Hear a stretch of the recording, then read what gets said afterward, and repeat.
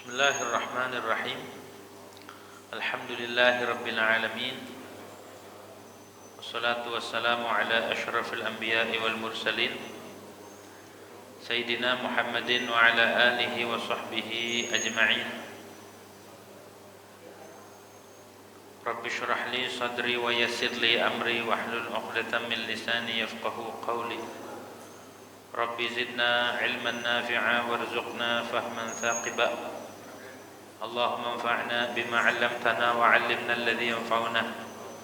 Subhanaka la 'ilma lana illa ma 'allamtana innaka antal 'alimul hakim.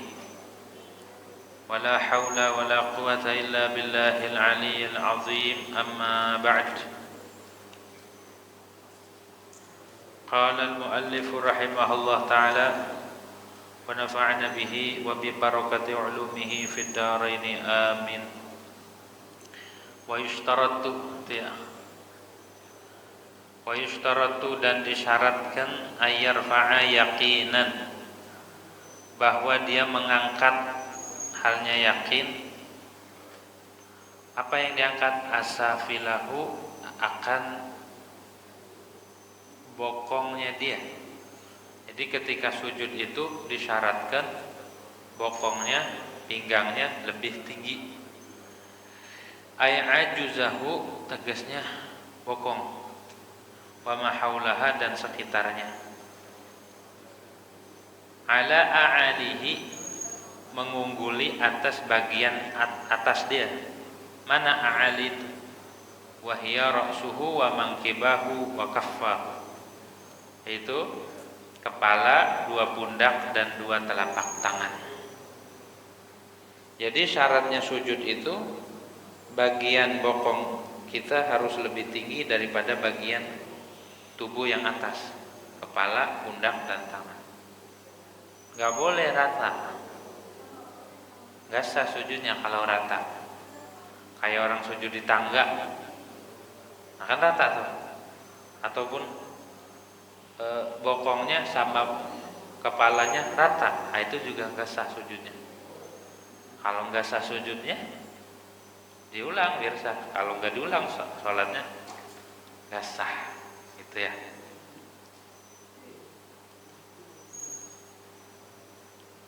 Jadi bagian yang paling mulia pun ketika kita di hadapan Allah Subhanahu wa taala diletakkan di tempat yang rendah serendah-rendahnya, yaitu tempat pijakan kaki. Itu. Apakah dengan begitu kita menjadi hina, meletakkan anggota yang paling mulia? Tidak, karena perintah Allah Subhanahu wa taala. Itulah sejatinya hamba.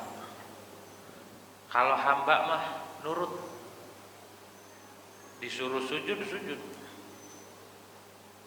Begitu. Andai kata di pasir yang panas pun suruh sujudnya, sujud. Enggak ada rukhsah. Begitu ya. Makanya kata Imam Haddad, ma taraka minal kamali syai'an man aqama nafsahu min rabbih maqama 'abdihi min nafsihi. Kata Imam Haddad, tidaklah meninggalkan akan kesempurnaan sedikit pun. Jadi siapa? Orang yang memposisikan dirinya di hadapan Allah seperti posisi budak atau hamba sahaya terhadap dirinya. Kalau orang tuh punya budak zaman dulu, ada budak, nurut disuruh ini, nurut suruh itu, asal tidak maksiat. Kalau membangkang dosa, budak harus taat kepada sayyidnya. Ketika seorang budak itu patuh kepada tuannya, patuh, tunduk, itulah sebenar-benarnya budak. Nah, orang yang memposisikan diri, orang yang meletakkan dirinya di hadapan Allah itu sebagai hamba sahaya, sejatinya dia tidak meninggalkan kesempurnaan sedikit. Ketika kita tunduk, patuh, merendah di hadapan Allah, itu enggak hina. Ketika kita meletakkan jidat kita atau anggota yang paling mulia kita di tanah, karena perintah Allah dan emang kita menghambakan diri di hadapan Allah Subhanahu wa taala, enggak hina. Gitu. Justru itulah yang paling mulia. Bahkan para nabi pun, para orang-orang saleh, para aulia, mereka pun sama sujud, meletakkan kepalanya di posisi yang paling dasar, paling rendah, serendah-rendahnya di hadapan Allah Subhanahu wa taala. Makanya kagak boleh sombong. Jangan sampai sujud kita datang ke masjid rajin, ke majelis ta'lim rajin, tapi hati kita enggak sujud, sombong gitu ya, sama orang bawaannya ngerendahin mulu, ngehina mulu gitu ya. Jangan pernah kita itu merendahkan atau melecehkan makhluknya Allah Subhanahu wa taala. Enggak boleh kita punya perasaan lebih mulia dari orang lain.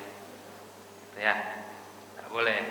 Kita harus meletakkan diri kita di hadapan Allah Subhanahu wa taala benar-benar seorang hamba. Dua, syaratnya ayyatasaqala bi ra'sihi hatta yuhissa bis-saqli atau yahissa bis-saqli. Yang kedua, syaratnya dia memberatkan, menekan dengan kepalanya sehingga dia merasakan dengan berat, tekanan. Jadi ketika sujud harus ditekan, tidak enggak perlu tekan kencang, yang penting mantap nekan. Enggak boleh sujudnya renggang ataupun kita harus nekan. Ini yang paling terpenting. Dan secara kedokteran, secara medis emang orang sujud itu ketika ditekan nih jidatnya ada gelombang tuh, yang mana itu menjadi terapi buat kesehatan tubuh kita.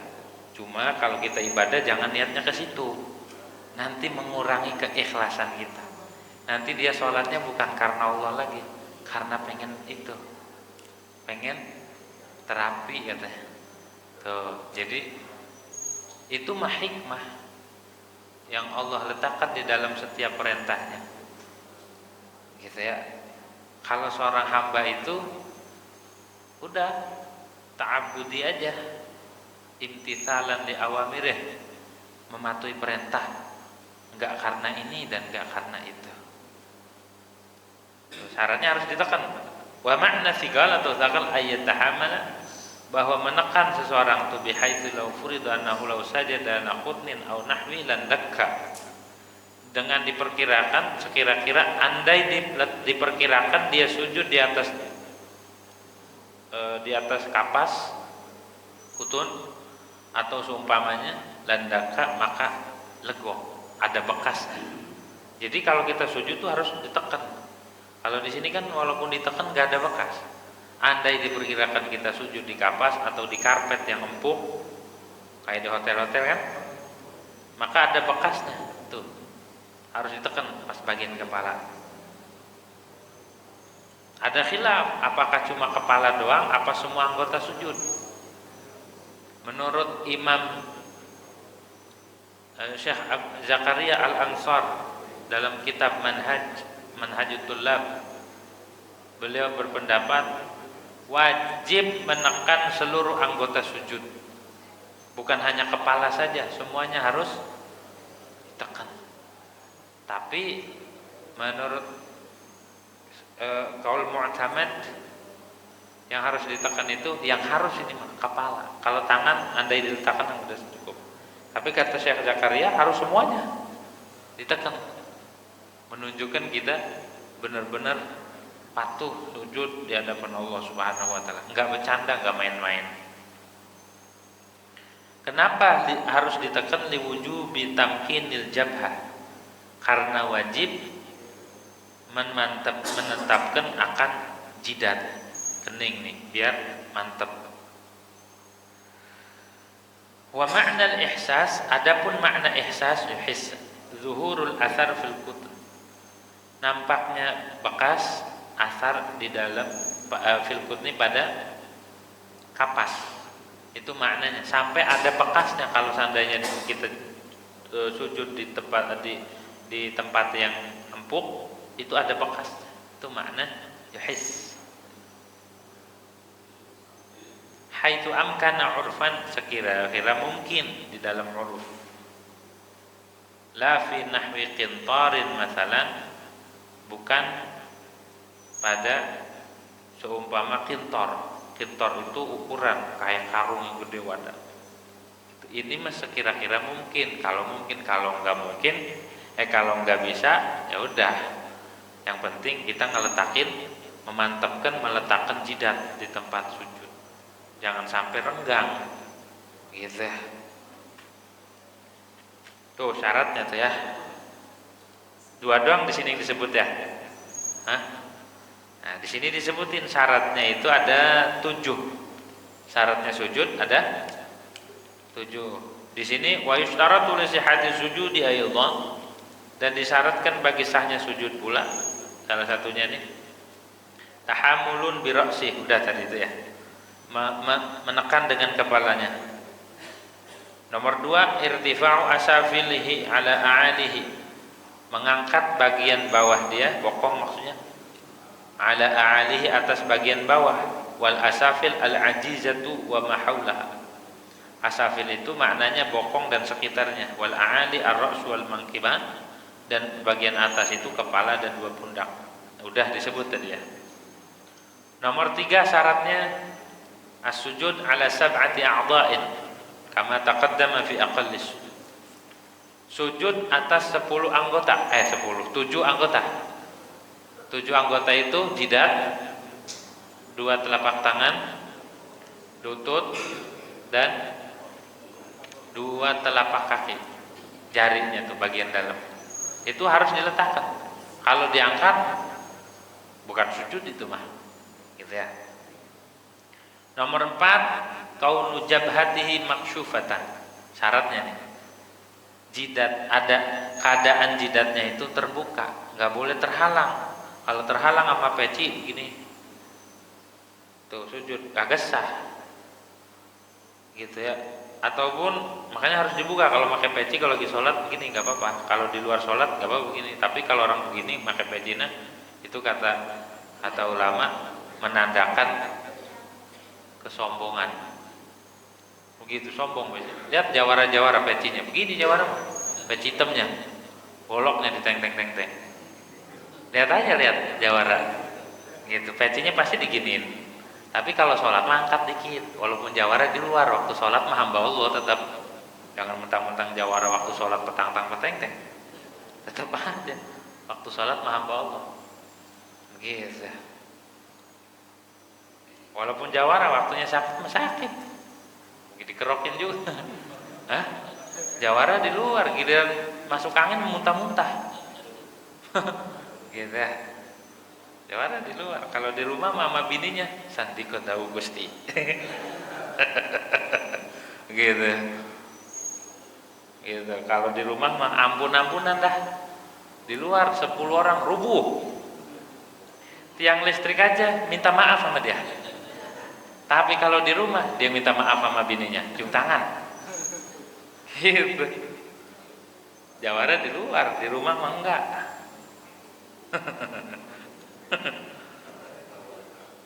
Di rumah mah dilawan, gitu ya. Di luar nggak ada yang berani, sungkem semua. Kalau di rumah dilawan sama bininya, diocehin, gitu. Makanya nggak boleh sombong, gitu. Nggak boleh sombong. Ada jawara istrinya 4 apa 5 tuh, 5 kali nikah dia. Tapi giliran di rumah mah dicakar-cakar sama bininya, diem aja. Di luar dia lawan 1 truk preman, 1 truk kalah semua sama dia. Tapi di rumah cakar-cakar sama bininya, diem aja. Nggak ada yang kuat di dunia ini, gitu ya. Kagak ada yang kuat ngelawan mak-mak mah. Gitu. Makanya kita harus belajar sujud di hadapan Allah. Siapapun kita, latar belakangnya apapun, sujud aja udah. Nomor 4 udah ya. Nomor 4 kaunu jabhati maksyufatan, jidatnya harus terbuka. Dan ingat, anggota sujud ini enggak terbakar oleh api neraka. Di dalam Sahihul Bukhari disebutin, ketika orang itu disiksa di api neraka, ada anggota sujud ini nggak terbakar oleh api neraka. Gitu ya, nggak terbakar. Dua tangan, jidat sama lutut dan kaki. Itu hebatnya. Wa ammal yadani wa rijlani fayusannu kasyuha. Adapun tangan dan dua kaki, tangannya itu sunnah dibuka, boleh terhalang. Wala yajibu, dan tidak wajib. Gitu. Apakah ini harus kebuka? Kalau jidat kan wajib, tangan enggak, sunnah doang harus kebuka. Andai ketutup, pakai sarung tangan atau pakai kaos kaki, sah nggak sujudnya? Sah. Gitu. Wa ma 'ada ma yajibu satruhu min ar-rukbataini yukrahu kashfu. Dan selain perkara yang wajib ditutupi dari dua lutut, itu makruh dibuka. Nah, kalau lutut mah yang harus ditutup, yang wajib ditutup itu harus wajib tutup. Kalau yang tidak wajib ditutupi, anggota yang lutut yang tidak wajib ditutup, mati lutut ke atas wajib ditutup. Kan yang namanya aurat laki-laki nih, ma baina surra wa rukbah, antara pusar dan dengkul. Dari pusar ke bawah, dari dengkul ke atas, ini aurat. Kalau lututnya ke bawah, itu bukan.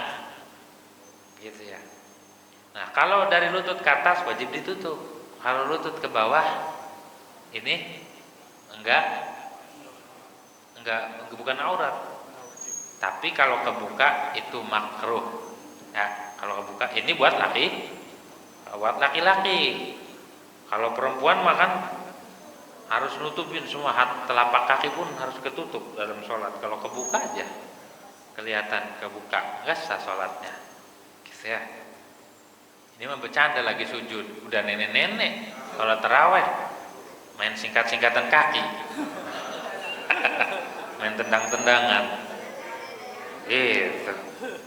Kelihatan kakinya, agak sah sholatnya. Gitu. Biasa anak muda tahun 80-an tuh sholatnya di belakang.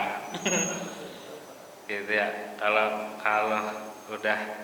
udah agak lama dikit bercanda dah sholatnya. Dah. Nomor 5 syaratnya ada musujud ala syai'in mahmulin lahu yataharraku biharakati. Syaratnya tidak sujud ada sesuatu yang dibawa, dikenakan. Yang mana sesuatu itu yataharraku, bergerak. Makna yataharraku itu kata ulama fikih ayyan jarru bijarrihi. Tegasnya sesuatu itu ketarik kalau dia gerak. Misal nih sorban tidak semeter panjang dilikerin, sisanya ditaruh buat sejadah, ongko dipakai, ongko buat sejadah, itu enggak sah sujud karena dipakai. Kalau dilepas mah diletakin, itu sah. Paham ya? Jadi kita enggak boleh sujud pada sesuatu yang kita bawa, yang sesuatunya itu kalau kita gerak ikut bergerak. Kalau dikedet ikut bergerak, nah itu nggak boleh. Kalau mau dilepas lidahnya, jangan sampai ini ngalangin. Atau lagi dipakai tahu-tahu ini begitu tuh. Kan ini ya taharrak biharakati. Kita pakai lagi, itu nggak sah. Kalau mau dilepas, kalau dilepas nggak apa-apa. Yang keenam ada mulhui li ghairi. Tidak boleh turun bagi selain sujud. Kan orang sujud turun nggak? Turun kan? Nah, niat turunnya itu nggak boleh untuk selain sujud. Contoh selain sujud, ngambil jam tangan atau ngambil HP yang dikantongin jatuh, sekalian sambil nyelam minum air, sambil sujud plus ngambil itu. Gitu. Niatnya ngambil pulpen atau ngambil sesuatu, kalian aja lah sujud, nggak bisa. Harus niatnya buat sujud, nggak boleh buat yang lain. Kalau ibadah nggak boleh tasyrik, nggak boleh syirak. Yang ketujuh syaratnya adalah tumakninah di dalam sujud. Harus tumakninah, nggak boleh langsung Allahu Akbar, Allahu Akbar.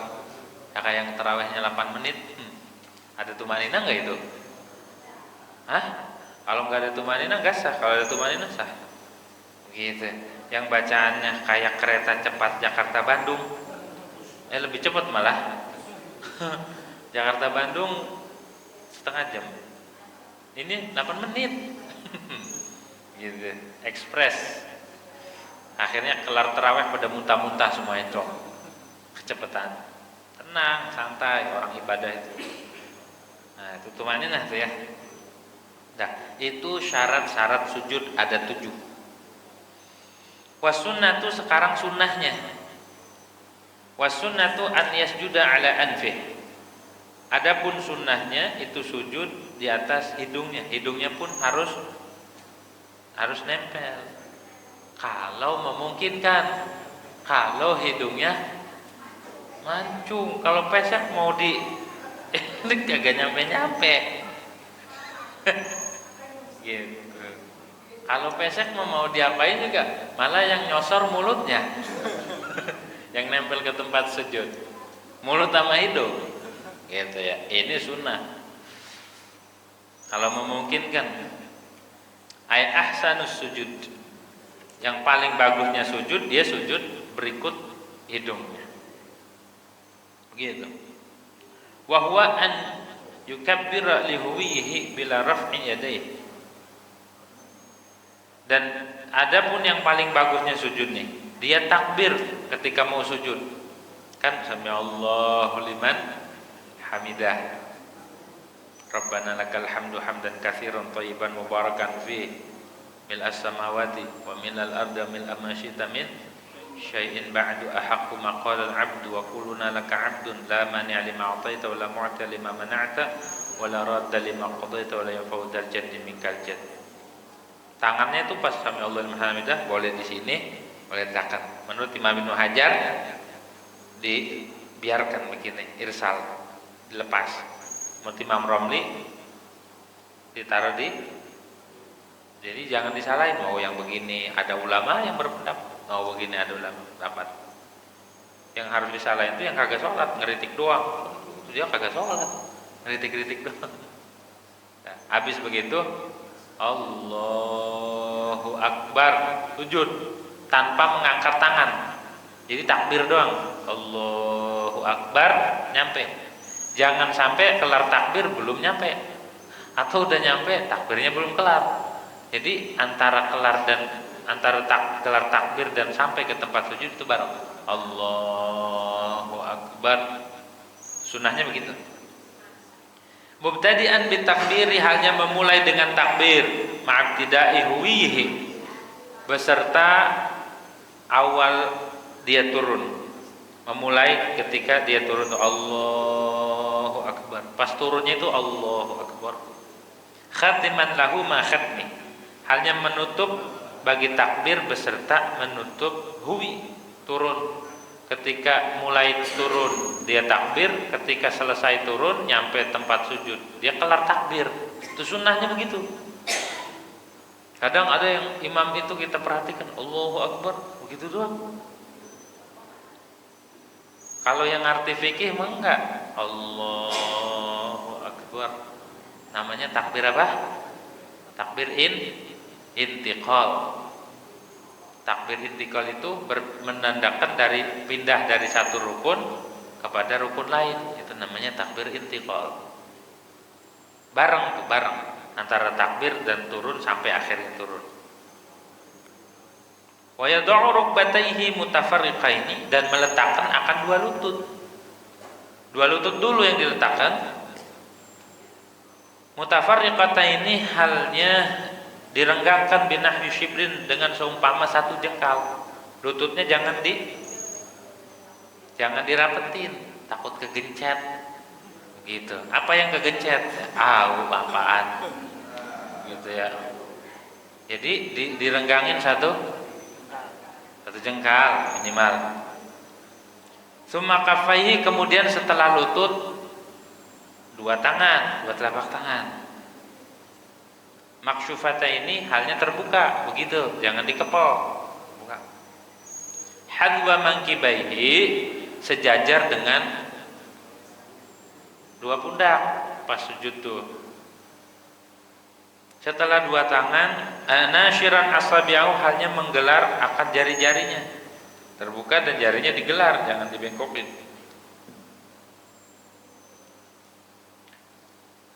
Madmumatan mutawajjihatan dan kiblah, halnya digabungkan Ya, jarinya jangan dilebarin, dirapetin, diarahkan ke kiblat.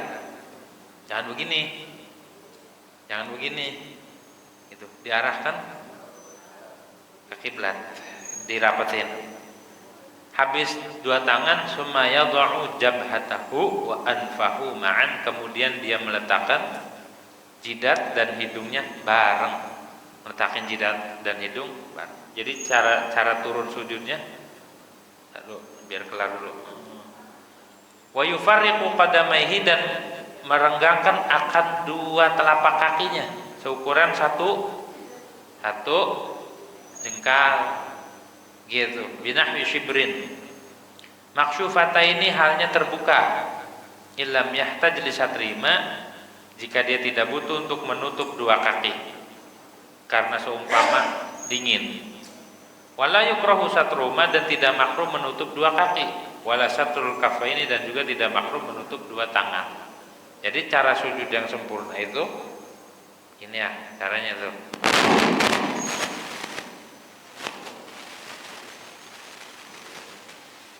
Ini satu jengkal gitu.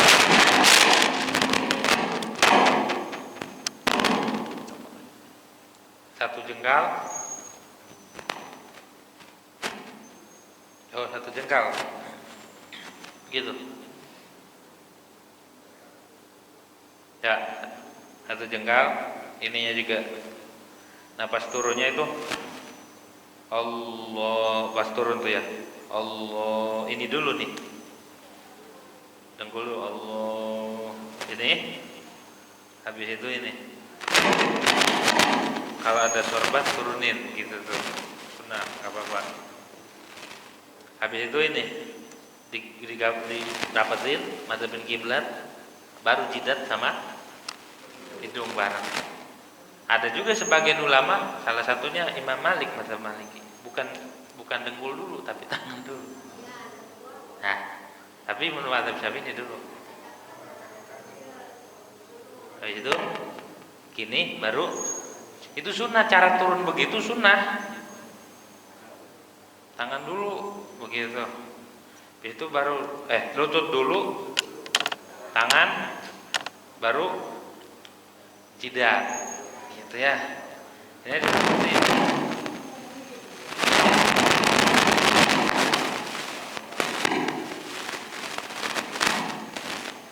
Itunya dirapetin. Tangannya dirapetin ya. Nah, kakinya harus ditekuk, yang jarinya harus ditekuk ke kiblat. Menurut Syekh Zakaria Al-Ansor harus itu semua anggota sujud yang 7 harus ditekan, gitu, direnggangin seukuran satu jengkal, gitu sunnah. Gitu. Habis itu duduknya pas bangun antara dua sujud nanti ada sunnah iftirash kalau mau bangun. Tapi kalau di tahiyat akhir sunnah tawarruk. Nanti itu ada bahasannya. Dah. Wa yaqulu fi sujudihi, dan dia mengucapkan ketika sujud, di dalam sujudnya akan subhana rabbiyal a'la wa bihamdihi.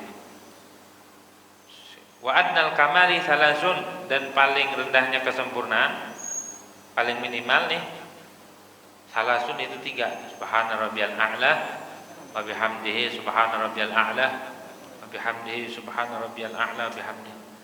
Kalau bacaan doang, ini kita kalau ngebaca apa kayak mau baca wiridan, mau baca tadi. Kalau secara ahlu sunnah dapat, secara dasar sunnah dapat. Tapi kalau kita nggak tahu arti, nggak memahami arti, nggak meresep. Kayak orang nonton sinetron, nonton doang, kagak ngerti alur ceritanya. Nonton doang, nggak menghayati, biasa baik. Habis rokok sebungkus juga biasa aja. Tapi kalau yang menghayati kayak film India ya, ntar nangis, ikut nangis yang nonton. Hah? Ntar pas lagi nyanyi muter-muter ada tiang ikut muter-muter. Hah? Ntar ketawa lagi, nangis lagi, sedih gitu. Ada kan yang begitu? Kenapa bisa begitu? Menghayati. Gitu ya. Menghayati katanya tuh. Berarti sering nonton. Oh dulu. Sekarang ya gitu ya.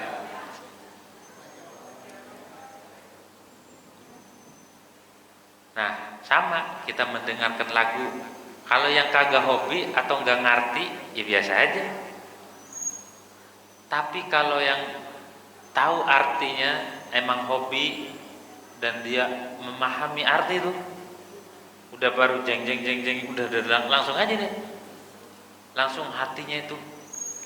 Maknanya gini, ketika kita mengatakan subhana rabbiyal a'la wa bihamdi, artinya kan maha suci, maha hebat, maha dahsyat, tidak ada lagi selain Allah maha suci ini. Subhana rabbiyal a'la, maha suci Tuhanku. Siapa Tuhanku? Allah. Al-a'la yang maha luhur, yang maha agung, yang maha tinggi. Jadi selain Allah nggak ada yang agung, selain Allah tidak ada yang mulia, selain Allah tidak ada yang tinggi, semuanya rendah. Ketika dihayati begitu, dep, dia sujud langsung nyep aja, kerasa. Subhana rabbiyal a'la wa bihamdi, subhana rabbiyal a'la wa bihamdi. Hina banget perasaan di hadapan Allah, nggak ada daya dan upaya. Begitu, nangis tuh, bercucuran air mata. Betapa makhluk tidak mempunyai daya dan upaya, nggak kuat. Subhana rabbiyal a'la. Padahal di rumahnya banyak masalah lagi. Kadang-kadang orang tuh dibukakan futuh ketika ada masalah. Makanya jangan pernah menyalahkan masalah. Karena ketika orang itu dikasih masalah sama Allah, dikasih musibah, dikasih ujian, lebih khusyuk doanya, lebih mengharap, lebih mantep. Coba kalau orang biasa aja, kayak orang tahlilan tuh diundang karena kagak ada masalah, amin, amin, gitu doang kan? Gitu kan? Kadang-kadang imamnya biar cepet, amin, gitu. Cuma kalau orang itu emang benar-benar butuh sama Allah, di rumahnya banyak masalah, di kerjaannya ada masalah, di mana-mana ketemu masalah mulu, mau ke masjid disosor sama soang, masalah mulu, dikejar-kejar anjing. Dia ngedoa pun khusyuk, sholat pun khusyuk, orang udah pada pulang dia diem baik, padahal dia nggak tahu jalan. Begitu ya. Jadi kadang-kadang kita tuh harus bersyukur pada sesuatu yang kelihatannya pahit. Cuma karena kita kagak ngerti, jadi ngeluh. Padahal mah Allah hendak mendekatkan kita. Allah itu hendak membukakan pintu ijabah, pintu qabul, pintu futuh buat kita. Begitu tuh. Makanya kalau ada apapun, kita kudu pandangnya husnudzon sama Allah Subhanahu wa taala. Itu ya, jangan pernah menyalahkan masalah, jangan pernah menyalahkan Allah, jangan pernah menyalahkan ujian yang datang menimpa kita. Jangan ngeluh, banting-banting itu, banting ini, semua dibanting. Gitu. Karena ketika orang itu ibadahnya dirundung masalah, ibadahnya ada musibah, ibadahnya itu karena ada sedikit ujian, maka dia makin mantap nyebut Allahnya juga, ya Allah, begitu ya. Aminnya pun sambil sesegukan, amin gitu. Ketimbang orang yang kagak punya masalah. Ini bukan berarti kita nyari masalah, ayo ributlah biar ada masalah. Bukan. Jangan dicari masalah mah, tapi kalau ketemu jangan lari, kalau ketemu jangan ngeluh, kalau ketemu jangan nyalahin Allah. Ya, kadang Allah itu hendak membukakan itu, cuma kitanya yang orang paham. Kalau kita dikasih paham enggak akan ada yang nyalain, justru malu dari awal.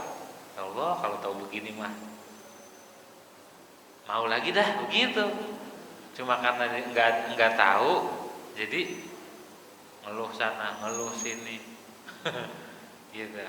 Makanya kalau kita tahu arti sebuah bacaan, tahu tentang perbuatan Allah kepada diri kita, ngerti kita, dibukakan paham sama Allah apa yang terjadi pada diri kita, maka yang ada kita tersenyum bahagia terhadap apapun yang Allah lakukan.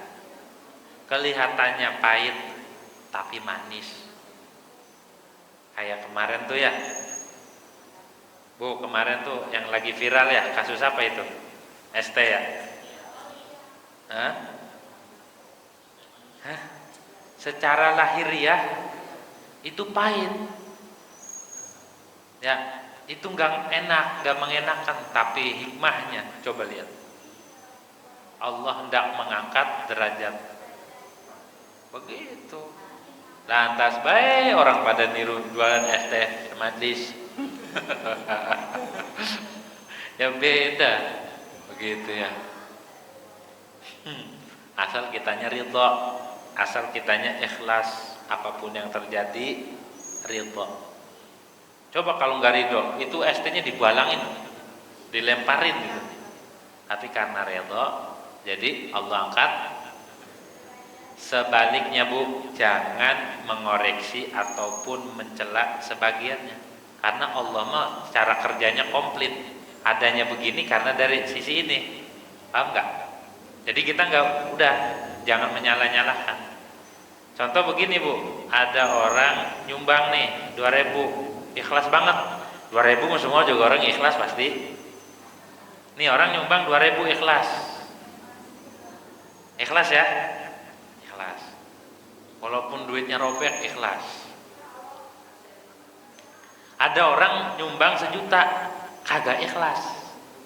Marah-marah, nih tuh sumbangan mulu, 1 juta. Menurut pandangan kita lebih baik mana? Hah? Lebih baik yang mana? Ini mah bandingannya, yang 2.000 ikhlas, yang 1 juta nggak ikhlas, ambil marah-marah, ngomong-ngomong tuh. Lebih baik mana kita? Lebih baik 1 juta. Emang apa? Kok kan nggak ikhlas? Lah dia mah kagak ikhlasnya aja 1 juta. Benar nggak? Hah? Apalagi kalau ikhlas? Enggak ikhlasnya aja 1 juta. Dia apalagi kalau lebih dari itu. Maksudnya gini, jangan melihat dari sisi buruknya. Gus Miftah ngomelin orangnya, nyalahin orangnya, bikin orang diangkat derajatnya sama Allah. Paham nggak? Paham kan? Kalau kita yang ngomelin, jatuh iya, diangkat kagak. Paham? Jadi kalau kita menilai perbuatan Allah harus komplit. Allah angkat derajat ini gara-gara ini. Paham? Tuh cara pandang ahli tauhid begitu. Jadi memandangnya jangan dari satu sisi. Ini diangkat karena ada ini. Caranya begitu memang. Dan itu semuanya perbuatan Allah. Oh, kalau nggak begitu, kagak bakal diangkat. Jadi kita tuh harus pandangannya jauh. Oh, cara Allah begini ya. Jadi jangan selalu setiap yang kagak benar ataupun yang buruk ataupun yang ini, jangan tergesa-gesa kita menilai. Paham? Karena dengan begini Allah angkat derajat. Jadi ketika kita melihat begitu, yang ada keindahan perbuatan Allah, bukan melihat A, B, tapi yang dilihat adalah betapa sempurnanya cara kerja Allah. Ada yang ditaikin, ada yang diturunin, tapi semuanya perbuatan Allah. Harus kita pandang semuanya. Masya Allah.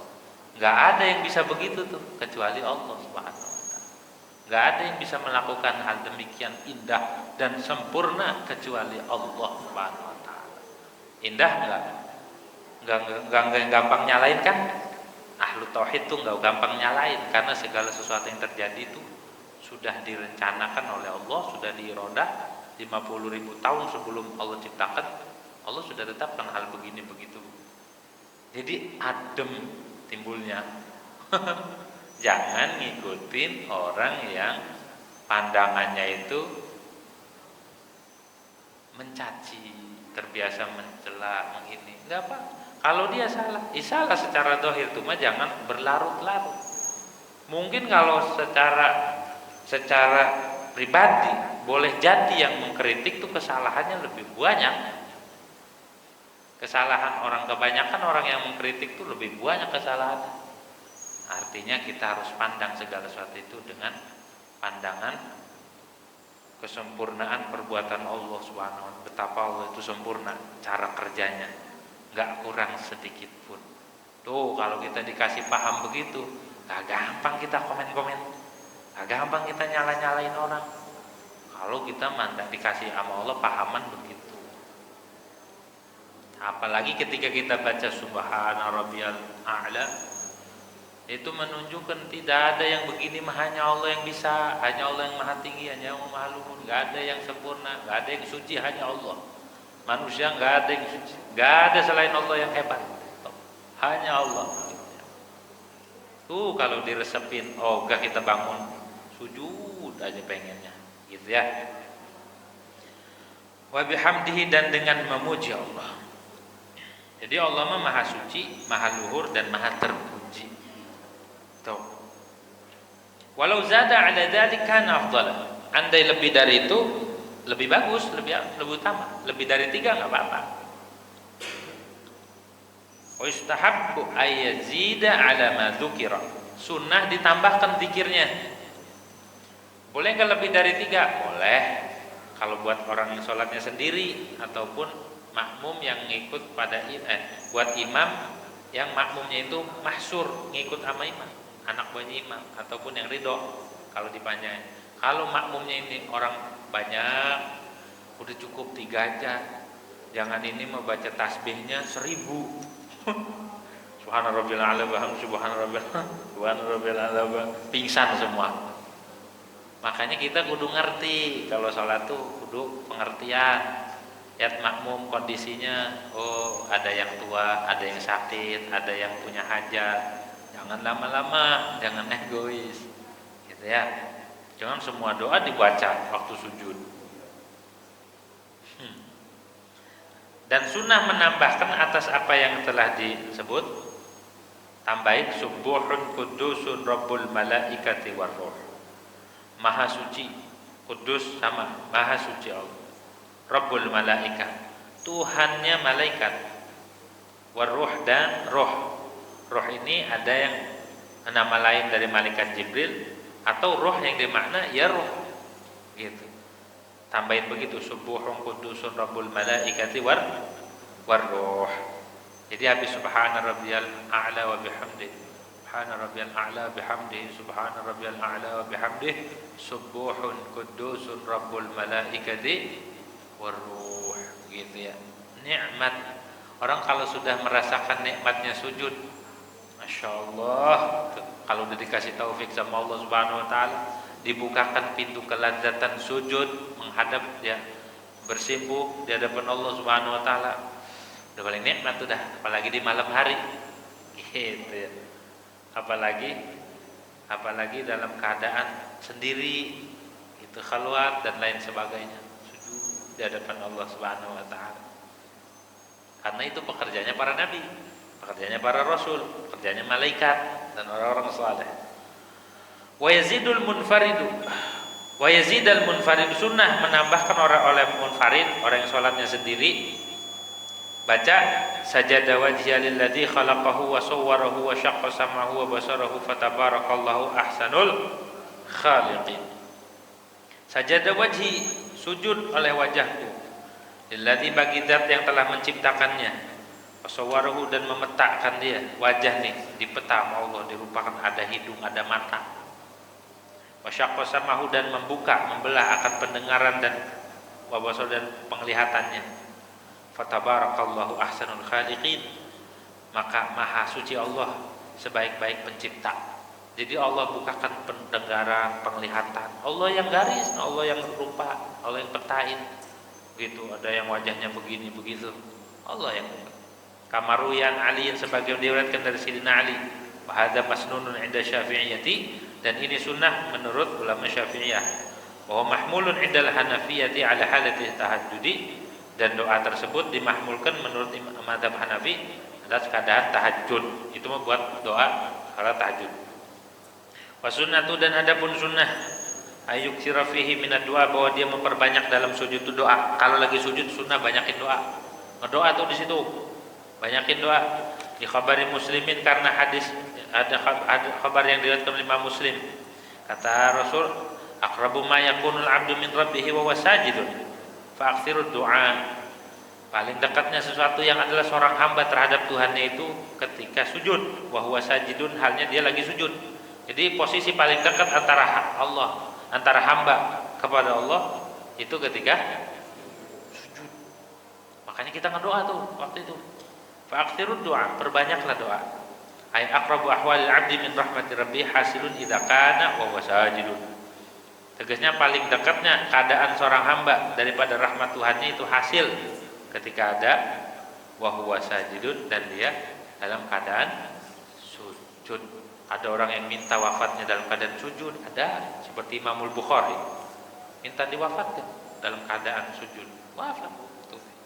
Jadi orang yang sujud mah mustajab doanya, sujud doa, asal doanya jangan macam-macam, jangan doanya pengen nyantet orang lah segala macam. Jangan, udah doa yang buat akhirat aja, doa buat orang tua, buat anak, buat keluarga dan lain sebagainya, ya. Wasaminu wallahu a'lamu bishawab. Al-Fatihah. Alhamdulillah.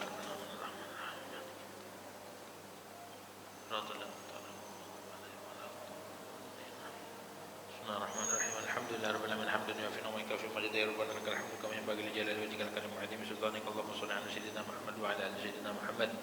اللهم اقسم لنا من خشيتك ما تحول به بيننا وبين معاصيك، من طاعتك ما تبلغنا به جنتك، ومن اليقين ما تهون به علينا مصائب الدنيا. ومتعنا اللهم بأسماعنا وأبصارنا وقوتنا أبدا ما أحيتنا، واجعل الوارث منا واجعل ثأرنا على من ظلمنا وانصرنا على من عادنا، ولا تجعل مصيبتنا في ديننا، ولا تجعل الدنيا أكبر همنا ولا مبلغ علمنا ولا غاية رغبتنا، ولا تسلط علينا بذنوبنا من لا يخافك ولا يرحمنا. الله رسولك موجبات رحمتك وعزائم مغفرتك والسلامة من كل إثم والغنيمة من كل بر والفوز بالجنة والنجاة من النار. ربنا لا تدع لنا ذنبا إلا غفرته، ولا هما إلا فرجته، ولا كربا إلا نفسته، ولا عدوا إلا أهلكته، ولا حبيبا إلا حببته، ولا غائبا إلا رددته، ولا مريضا إلا شفيته، ولا حاجة من حوائج ولا آخرة إلا ركدنا، ولا نفع صلاح إلا قضيته، ورزقته يا أرحم الراحمين. صلى الله على سيدنا محمد وعلى آله وصحبه. الحمد لله رب العالمين.